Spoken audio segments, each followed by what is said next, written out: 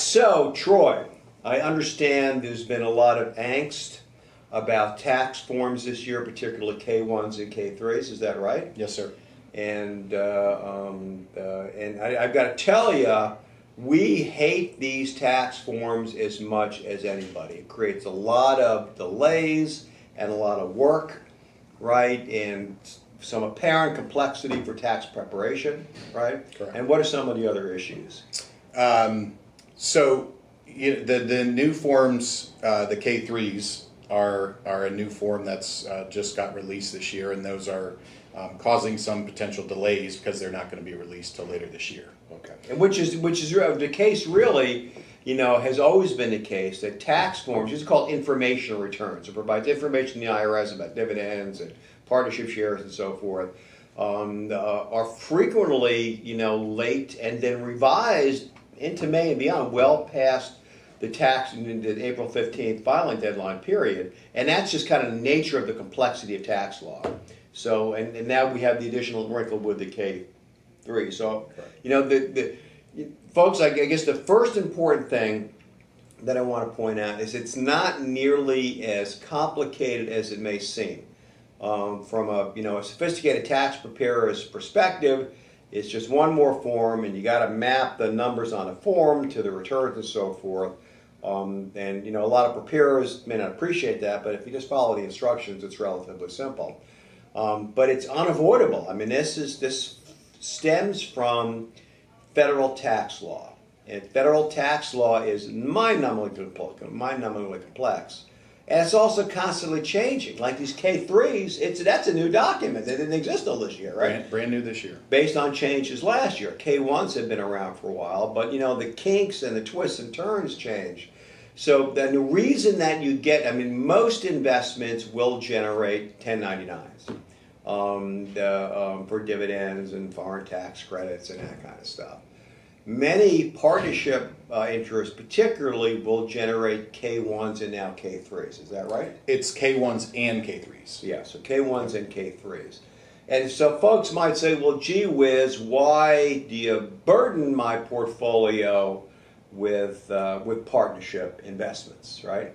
And the reason is because it gives us the opportunity to get exposure to market segments that we think are attractive that you really wouldn't otherwise be able to easily access, right? And some stuff you can only get via master limited partnership and so forth, right? Yep. So the primary reason for this is driven by our efforts to maintain value, grow your portfolios, and look for safer or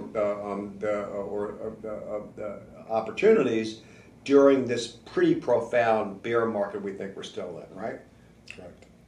And the other complexity, and Troy is really just cautioned me against going too deep into the rabbit hole, so I won't, is that some of you that have qualified plans, like defined benefit plans, 401ks, things that are tax deferred, may get and have to report something called unrelated business income. What the heck is that? Basically, if you've got an investment beyond real estate or the typical stock investments, an operating business basically that's inside of a qualified plan, that creates taxable income even though it's tax deferred because it's in the qualified plan. Is that pretty much right? So we're not aware that anybody, or many folks are exposed to this, and if so, we'll definitely counsel you and talk to your tax preparer if you want us to.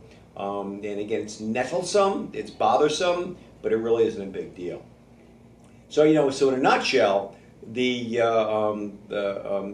is kind of routine. I'm sorry that tax law is so complicated, and I'm sorry that we're in a bear market and look for opportunities really to maximize preserving your value. But it's not that hard to navigate, and the two primary rules are A, get an extension, make sure that you pay your estimated taxes, whatever your tax preparer expects that you owe, as you'd have to anyway. But get an extension until these information returns, K1s, K3s, 1099s, are finished and in, and then file your return. The alternative is you can file now and then amend your return when they come in, but that probably is more complicated and expensive. I wouldn't recommend doing that. There's nothing wrong with an extension. It's probably the smartest way to file taxes, in my view.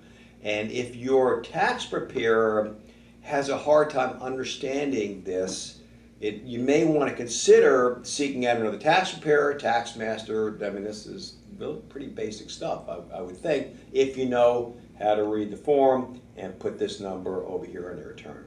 Is there anything I missed, Mr. Lerche? No, sir. So thanks so much. If you have questions, please don't hesitate. Reach out to me or to Troy or to Lou or anybody else on the team.